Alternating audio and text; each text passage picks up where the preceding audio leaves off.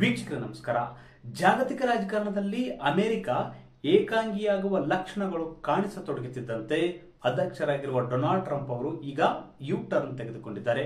ಕಳೆದ ಒಂದು ತಿಂಗಳಿಂದ ಭಾರತದ ಆರ್ಥಿಕತೆ ವಿರುದ್ಧ ಟೀಕೆ ಮಾಡುತ್ತಿದ್ದ, ಅದೇ ರೀತಿ ಭಾರತದ ನಡೆ ಮತ್ತು ನೀತಿಗಳ ಬಗ್ಗೆ ಟೀಕೆ ಮಾಡುತ್ತಿದ್ದ ಡೊನಾಲ್ಡ್ ಟ್ರಂಪ್ ಅವರು ಈಗ ಏಕಾಏಕಿ ಯು ಟರ್ನ್ ತೆಗೆದುಕೊಂಡಿರುವುದು ಅಂತಾರಾಷ್ಟ್ರೀಯ ರಾಜಕಾರಣ ಮತ್ತೊಂದಷ್ಟು ಕುತೂಹಲಕ್ಕೆ ಈಡು ಮಾಡಿದೆ. ಅದರಲ್ಲೂ ವಿಶೇಷವಾಗಿ ಚೀನಾದ ಅಧ್ಯಕ್ಷ ಕ್ಸಿ ಜಿನ್ಪಿಂಗ್, ರಷ್ಯಾದ ಅಧ್ಯಕ್ಷರಾಗಿರುವ ವ್ಲಾಡಿಮಿರ್ ಪುಟಿನ್ ಮತ್ತು ನರೇಂದ್ರ ಮೋದಿ ಅವರು ಭೇಟಿಯಾಗಿ 3 ದಿನಗಳ ಬಳಿಕ ಡೊನಾಲ್ಡ್ ಟ್ರಂಪ್ ಅವರು ಇಂಥದ್ದೊಂದು ಹೇಳಿಕೆ ನೀಡಿರುವುದು ಎಲ್ಲೋ ಒಂದ್ ಕಡೆ ಭಾರತ ಮತ್ತು ಅಮೆರಿಕದ ನಡುವಿನ ಸಂಬಂಧ ಮತ್ತೆ ಹಳಿಗೆ ಬರುತ್ತಾ ಎಂಬ ಕುತೂಹಲ ಕೂಡ ಮೂಡಿದೆ. ಹಾಗಾದ್ರೆ ಅಮೆರಿಕದ ಅಧ್ಯಕ್ಷರಾಗಿರುವ ಡೊನಾಲ್ಡ್ ಟ್ರಂಪ್ ಅವರು ಯು ಟರ್ನ್ ತೆಗೆದುಕೊಂಡಿರುವುದಾದರೂ ಯಾಕೆ ಮತ್ತು ಅಂತಾರಾಷ್ಟ್ರೀಯ ರಾಜಕಾರಣದಲ್ಲಿ ಏಕಾಂಗಿ ಉಳಿಯುವ ಕೆಟ್ಟ ಕನಸು ಬಿತ್ತ ಟ್ರಂಪ್ಗೆ ಅಷ್ಟೇ ಅಲ್ಲ, ಪ್ರಧಾನಿ ನರೇಂದ್ರ ಮೋದಿ ಅವರಿಗೆ ಆಪ್ತ ಮಿತ್ರ ಅಂತ ಕರೆದಿದ್ದಾದ್ರು ಯಾಕೆ?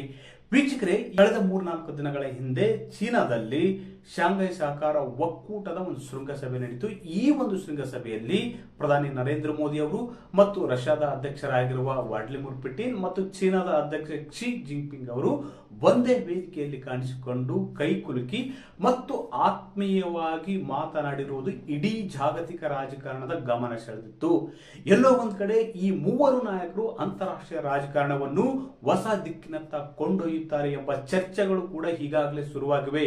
ಯಾಕಂದ್ರೆ ಭಾರತ ಮತ್ತು ಅಮೆರಿಕ ನಡುವೆ ಉಂಟಾಗಿರ್ತಕ್ಕಂಥ ಸುಂಕ ಬಿಕ್ಕಟ್ಟಿನಿಂದಾಗಿ ಭಾರತ ಅಮೆರಿಕದ ವಿರುದ್ಧ ಸೆಟೆದು ನಿಂತು ಚೀನಾದತ್ತ ಸ್ನೇಹದ ಹಸ್ತ ಕೈಚಾಚಿದೆ. ಅಷ್ಟೇ ಅಲ್ಲ, ಈಗಾಗಲೇ ರಷ್ಯಾದಿಂದ ತೈಲವನ್ನು ಆಮದು ಮಾಡಿಕೊಳ್ಳುವುದಕ್ಕೆ ಪದೇ ಪದೇ ಆಕ್ಷೇಪ ವ್ಯಕ್ತಪಡಿಸಿ ಮತ್ತು ದಂಡವನ್ನು ವಿಧಿಸಿದೆ. ಅಷ್ಟೇ ಅಲ್ಲ, 25% ದಂಡ ಮತ್ತು 25% ಸುಂಕ, ಒಟ್ಟಾರೆಯಾಗಿ ಭಾರತದ ಮೇಲೆ 50% ಸುಂಕ ವಿಧಿಸಿದ್ದರಿಂದ ಭಾರತ ಇಂಥದ್ದೊಂದು ನಿರ್ಧಾರ ತೆಗೆದುಕೊಂಡು ಚೀನಾದತ್ತ ಸ್ನೇಹದ ಹಸ್ತ ಚಾಚಿತ್ತು.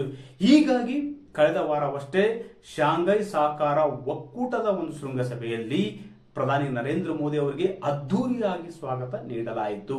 ಮತ್ತೆ ಪ್ರಧಾನಿ ನರೇಂದ್ರ ಮೋದಿ, ಚೀನಾದ ಅಧ್ಯಕ್ಷ ಕ್ಸಿ ಜಿನ್ಪಿಂಗ್ ಹಾಗೆ ರಷ್ಯಾದ ಅಧ್ಯಕ್ಷರಾಗಿರುವ ವ್ಲಾಡಿಮಿರ್ ಪುಟಿನ್ ಅವರು ಆತ್ಮೀಯವಾಗಿ ಮಾತನಾಡಿರ್ತಕ್ಕಂಥ ವಿಜುವಲ್ಸ್ ಇಡೀ ಜಗತ್ತೇ ಕಣ್ಣು ತುಂಬಿಕೊಂಡಿದೆ. ಅಷ್ಟೇ ಅಲ್ಲ, ಇಡೀ ಜಗತ್ತಿಗೆ, ಇಡೀ ಜಾಗತಿಕ ರಾಜಕಾರಣಕ್ಕೆ ಈ ಮೂವರು ನಾಯಕರ ಒಗ್ಗೂಡುವಿಕೆ ಒಂದು ಸಂದೇಶ ಕಳಿಸಿದೆ. ಅಷ್ಟೇ ಅಲ್ಲ, ಭವಿಷ್ಯದಲ್ಲಿ ಈ ಮೂವರು ನಾಯಕರು ಅಮೆರಿಕವನ್ನು ಏಕಾಂಗಿ ಮಾಡಲಿದ್ದಾರೆ, ಅಮೆರಿಕ ಇನ್ನೇನು ಕಳೆದು ಹೋಗಲಿದೆ ಎಂಬ ಸಂದೇಶ ಮತ್ತು ವಿಶ್ಲೇಷಣೆಗಳು ಕೂಡ ನಡೆಯುತ್ತಿವೆ. ಅಮೆರಿಕ ವಿಧಿಸುತ್ತಿರುವ ಸುಂಕ ಮತ್ತು ಪ್ರತಿ ಸುಂಕದ ಕುರಿತು ಈ ಮೂವರು ನಾಯಕರು ಆ ಒಂದು ಶೃಂಗಸಭೆಯಲ್ಲಿ ಚರ್ಚೆ ನಡೆಸಿದ್ರು. ಮುಂದಿನ ದಿನಗಳಲ್ಲಿ ಅಮೆರಿಕದ ವಿರುದ್ಧ ಕೈಗೊಳ್ಳಬೇಕಾದ ಕ್ರಮಗಳ ಕುರಿತು ಈ ನಾಯಕರು ಚರ್ಚೆ ಕೂಡ ಮಾಡಿದ್ರು ಅಂತ ಹೇಳಲಾಗ್ತದೆ.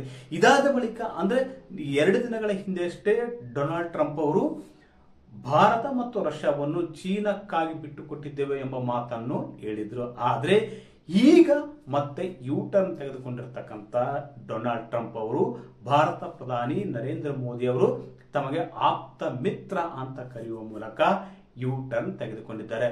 ಎಲ್ಲೋ ಒಂದ್ ಕಡೆ ಇಂಥದ್ದೊಂದು ಹೇಳಿಕೆ ನೀಡುವ ಮೂಲಕ ಡೊನಾಲ್ಡ್ ಟ್ರಂಪ್ ಅವರು ಇಂಥದ್ದೊಂದು ಹೇಳಿಕೆ ನೀಡುವ ಮೂಲಕ ಭಾರತ ಮತ್ತು ಅಮೆರಿಕ ನಡುವಿನ ಸಂಬಂಧವನ್ನು ಮರಳಿ ಹಳಿಗೆ ತರುವ ಪ್ರಯತ್ನಕ್ಕೆ ಅಡಿಗಲ್ಲು ಹಾಕಿದ್ದಾರೆ ಎಂಬ ಮಾತುಗಳು ಕೂಡ ಕೇಳಿ ಬರ್ತೊಡಗಿವೆ. ಯಾಕಂದ್ರೆ ಕಳೆದ 1 ವಾರದಿಂದ ಡೊನಾಲ್ಡ್ ಟ್ರಂಪ್ ಅವರು ತೆಗೆದುಕೊಂಡಂತಹ ನಿಲುವು ಮತ್ತು ಮಾಡುತ್ತಿರುವ ಟೀಕೆ ಟಿಪ್ಪಣಿಗಳಿಂದಾಗಿ ಭಾರತ ಮತ್ತು ಅಮೆರಿಕದ ನಡುವಿನ ಸಂಬಂಧ ಮುರಿದು ಬಿದ್ದಿದೆ, ಇನ್ನು ಸುಧಾರಿಸುವುದಕ್ಕೂ ಸಾಧ್ಯವಾಗುವುದಿಲ್ಲ ಅಂತ ಹೇಳಿಕೆಗಳನ್ನು ರಾಜತಾಂತ್ರಿಕ ಅಧಿಕಾರಿಗಳು ಮತ್ತು ಮಾಜಿ ಭದ್ರತಾ ಸಲಹೆಗಾರ, ಅಮೆರಿಕದ ಮಾಜಿ ಭದ್ರತಾ ಸಲಹೆಗಾರರು ಕೂಡ ಇಂಥದ್ದೊಂದು ಹೇಳಿಕೆ ನೀಡಿದ್ರು. ಯಾಕಂದ್ರೆ ಭಾರತ ಮತ್ತು ಅಮೆರಿಕದ ನಡುವೆ ಸಂಬಂಧ ಡೊನಾಲ್ಡ್ ಟ್ರಂಪ್ ಅವರ ನೀತಿಗಳಿಂದಾಗಿ ಮುರಿದು ಬಿದ್ದಿದೆ, ಇದು ಮುಂದಿನ ಜಾಗತಿಕ ನಾಯಕರಿಗೂ ಕೂಡ ಉದಾಹರಣೆಯಾಗಬಲ್ಲದು ಎಂಬ ಸಂದೇಶವನ್ನು ಕೂಡ ಕಳೆದ 2 ದಿನಗಳ ಹಿಂದಷ್ಟೇ ನೀಡಿದ್ರು. ಯಾಕಂದ್ರೆ 2 ಬೃಹತ್ ಪ್ರಜಾಪ್ರಭುತ್ವ ದೇಶಗಳ ನಡುವೆ ಕಳೆದ 20 ವರ್ಷಗಳಿಂದ ಈಚೆಗೆ ಒಂದು ಸಂಬಂಧ ಗಟ್ಟಿಯಾಗಿತ್ತು ಮತ್ತು ವೃದ್ಧಿಯಾಗಿತ್ತು.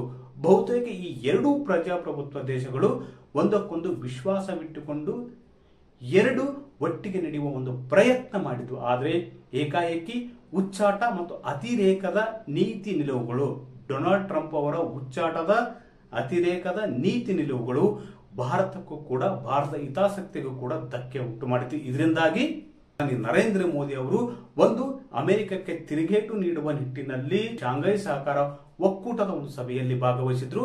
ಅಲ್ಲಿ ಚೀನಾದ ಕಡೆ ಒಂದು ಸ್ನೇಹದ ಹಸ್ತ ಚಾಚುವ ಮೂಲಕ ಮುಂದಿನ ದಿನಗಳಲ್ಲಿ ನಮ್ಮ ದಾರಿ ಬೇರೆಯಾಗಿರಲಿದೆ ಎಂಬ ಸಂದೇಶವನ್ನು ಕೂಡ ನೀಡುವಲ್ಲಿ ಈ ಮೂವರು ನಾಯಕರು ಯಶಸ್ವಿಯಾಗಿದ್ರು. ಎಲ್ಲೋ ಒಂದ್ ಕಡೆ ಈ ಮೂವರು ನಾಯಕರ ಒಂದು ಭೇಟಿ ಮಾತುಕತೆ ಅಮೆರಿಕವನ್ನು ಏಕಾಂಗಿತನಕ್ಕೆ ತಳ್ಳಿತ್ತು ಅಂತ ವಿಶ್ಲೇಷಣೆಗಳು ಕೂಡ ನಡೆದಿವೆ. ಹೀಗಾಗಿ ಭಾರತವನ್ನು ಮರಳಿ ತನ್ನತ್ತ ಸೆಳೆಯುವ ನಿಟ್ಟಿನಲ್ಲಿ ಡೊನಾಲ್ಡ್ ಟ್ರಂಪ್ ಅವರು ಮೋದಿಯನ್ನು ಆಪ್ತ ನಾಯಕ, ಆಪ್ತ ಸ್ನೇಹಿತ ಅಂತ ಕರೆಯುವ ಮೂಲಕ ಭಾರತ ಮತ್ತು ಅಮೆರಿಕದ ನಡುವಿನ ಸಂಬಂಧವನ್ನು ಮರಳಿ ಅಲ್ಲಿಗೆ ತರುವ ಒಂದು ಪ್ರಯತ್ನ ಮಾಡಿದ್ದಾರೆ ಅಂತ ವಿಶ್ಲೇಷಣೆ ಮಾಡಲಾಗುತ್ತಿದೆ. ಟ್ರಂಪ್ ಅವರ ಈ ಒಂದು ಹೇಳಿಕೆಗೆ ಪ್ರಧಾನಿ ನರೇಂದ್ರ ಮೋದಿ ಅವರು ಕೂಡ ಎಕ್ಸ್ ನಲ್ಲಿ ಒಂದು ಟ್ವೀಟ್ ಬರ್ಕೊಂಡಿದ್ದಾರೆ. ಅದೇನಪ್ಪ ಅಂದ್ರೆ, ತಮ್ಮನ್ನು ಆಪ್ತ ಸ್ನೇಹಿತ ಎಂದು ಕರೆದಿರುವ ಡೊನಾಲ್ಡ್ ಟ್ರಂಪ್ ಅವರ ಭಾವನೆಗಳನ್ನು ಮತ್ತು ನಮ್ಮ ಸಂಬಂಧಗಳ ಬಗ್ಗೆ ಅವರ ಸಕಾರಾತ್ಮಕ ಮೌಲ್ಯಮಾಪನವನ್ನು ನಾವು ಆಳವಾಗಿ ಪ್ರಶಂಸಿಸುತ್ತೇವೆ.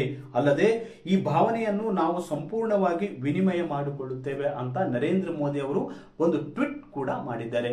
ಎಲ್ಲ ಒಂದ್ ಕಡೆ ಉಭಯ ನಾಯಕರ ಈ ಟ್ವೀಟ್ಗಳು ಮುಂದಿನ ದಿನಗಳಲ್ಲಿ ಭಾರತ ಮತ್ತು ಅಮೆರಿಕ ನಡುವಿನ ಸಂಬಂಧ ವೃದ್ಧಿಯಾಗುವುದಕ್ಕೆ, ವಿಶ್ವಾಸ ಮೂಡಿಸುವುದಕ್ಕೆ ಈ ಒಂದು ಟ್ವೀಟ್ ಮತ್ತು ಟ್ರಂಪ್ ಅವರ ಹೇಳಿಕೆಗಳು ಅಡಿಗಲ್ಲು ಆಗಲಿವೆ ಎಂಬ ಮಾತುಗಳು ಕೂಡ ಕೇಳಿ ಬಂದವು. ಯಾಕಂದ್ರೆ ಡೊನಾಲ್ಡ್ ಟ್ರಂಪ್ ಅವರ ಉಚ್ಚಾಟದಿಂದಾಗಿ ಮತ್ತು ಸುಂಕ ನೀತಿಯಿಂದಾಗಿ ಭಾರತ ಒಂದು ರೊಚ್ಚಿಗೆದ್ದಿತ್ತು.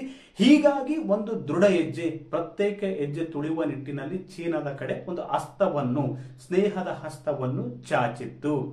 ಶಾಂಘೈ ಸಹಕಾರ ಒಕ್ಕೂಟದ ಶೃಂಗಸಭೆಯಲ್ಲಿ ಮೋದಿ, ಪುಟಿನ್, ಕ್ಸಿ ಭೇಟಿಯಾಗುವ ಮೂಲಕ, ಮಾತುಕತೆ ನಡೆಸುವ ಮೂಲಕ ಮುಂದಿನ ಜಾಗತಿಕ ರಾಜಕಾರಣವನ್ನು ಈ ಮೂವರು ನಾಯಕರು ಬದಲಾಯಿಸಲಿದ್ದಾರೆ ಎಂಬ ಚರ್ಚೆ ಕೂಡ ಗಾಢವಾಗಿ ನಡೆದಿತ್ತು. ಇಂಥ ಹೊತ್ತಿನಲ್ಲಿ ಟ್ರಂಪ್ ಭಾರತವನ್ನು ತನ್ನತ್ತ ಸೆಳೆಯುವ ನಿಟ್ಟಿನಲ್ಲಿ ಮೋದಿ ಅವರನ್ನು ಆಪ್ತ ನಾಯಕ ಅಂತ ಹೊಗಳುವ ಮೂಲಕ, ಮೋದಿ ಅವರನ್ನು ಆಪ್ತ ಸ್ನೇಹಿತ ಅಂತ ಹೊಗಳುವ ಮೂಲಕ ಮತ್ತೆ ಭಾರತ ಮತ್ತು ಅಮೆರಿಕ ನಡುವಿನ ಸಂಬಂಧವನ್ನು ಅಳಿಗೆ ತರುವ ಪ್ರಯತ್ನ ಮಾಡಿದ್ದಾರೆ.